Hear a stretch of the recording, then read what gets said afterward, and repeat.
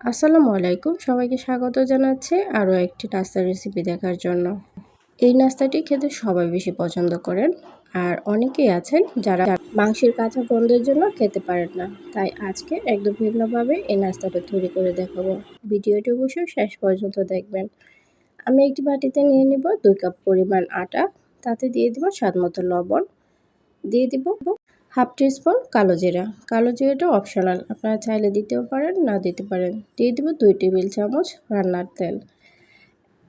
সবগুলো উপকরণ ভালো করে মেশানোর পর তাতে দিয়ে দিব নর্মাল টেম্পারেচারে থাকা পানি, দিয়ে একটি ডো বানিয়ে নিব।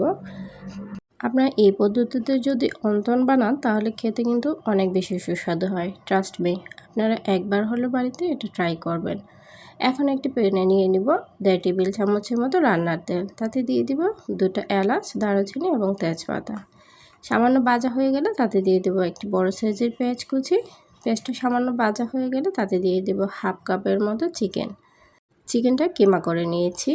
এখন দিয়ে দিব হাফ টিস্পুন করে হলুদ, ধনিয়া এবং মরিচ গুঁড়ো, হাফ টিস্পুন কালো গোলমরিচের গুঁড়ো, স্বাদ মতো লবণ। যখন সামান্য ভাজা হয়ে যাবে তাতে দিয়ে দিব গ্রেট করে রাখা গাজর কুচি, আদা বাটা ও রসুন বাটা হাফ টিস্পুন করে।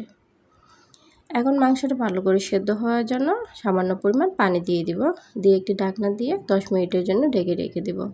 তো 10 মিনিট পর 1/4 চা চামচ চিলি ফ্লেক্স এবং 1/4 চা চামচ গরম মশলার গুঁড়ো দিয়ে দিব, আর 2টার মতো কাঁচামরিচ দিয়ে দেব।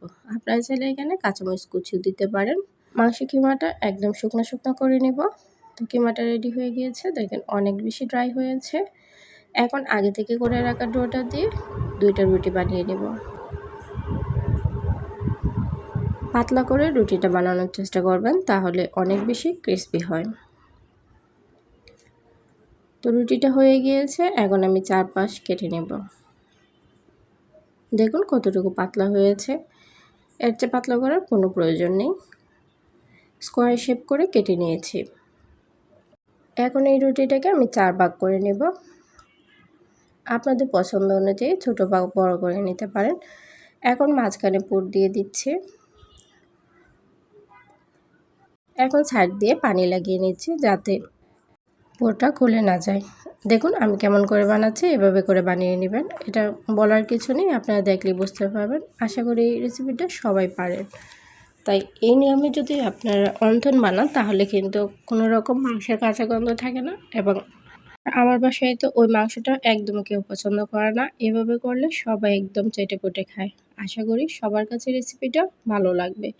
আর বিলিভ মি, এভাবে মাংস রান্না করে কিংবা অন্তন বানালে সবাই পছন্দ করবে। আর বাচ্চাদের টিফিনের জন্য এটা দিতে পারেন। তো সবগুলো বানানো হয়ে গিয়েছে। এখন একটি প্যানে পর্যাপ্ত পরিমাণ তেল গরম করে নিচ্ছি। তেলটা একদম বেশি গরম করতে যাবেন না, তাহলে কিন্তু দেওয়ার সাথে সাথেই পুড়ে যাবে এবং মচমচে হবে না, খেতেও ভালো লাগবে না। তাই তেলটা যখন সামান্য গরম হবে তাতে দিয়ে দিব। তো নিচের পাশ যখন হালকা হয়ে যাবে অন্য পাশটা উল্টিয়ে নিচ্ছি। এভাবে করে ব্রাউন কালার হওয়া পর্যন্ত ভেজে নেব। চুলার আঁচটা মিডিয়াম রাখার চেষ্টা করবেন, বেশি জাল দিলে তাড়াতাড়ি পুড়ে যাবে এবং ক্রিস্পি হবে না। আমার প্রায় 15 মিনিটের মতো সময় লেগেছে। 15 মিনিট পর আমি নামিয়ে নিচ্ছি। তো অন্তনটা কেমন হয়েছে অবশ্য কমেন্ট করে জানাবেন। অনেকে বলতে পারেন যে এটা অন্তন হয় নাই, তাও আমি চেষ্টা করেছি এভাবে বানানোর। আপনারা কম খরচেও কিন্তু সুস্বাদু নাস্তা বানানো যায়, আর এভাবে একদিন ট্রাই করবেন। একটি নতুন ভিডিও দেখার আমন্ত্রণ জানিয়ে আজকের মতো বিদায় নিচ্ছি। আল্লাহ হাফেজ।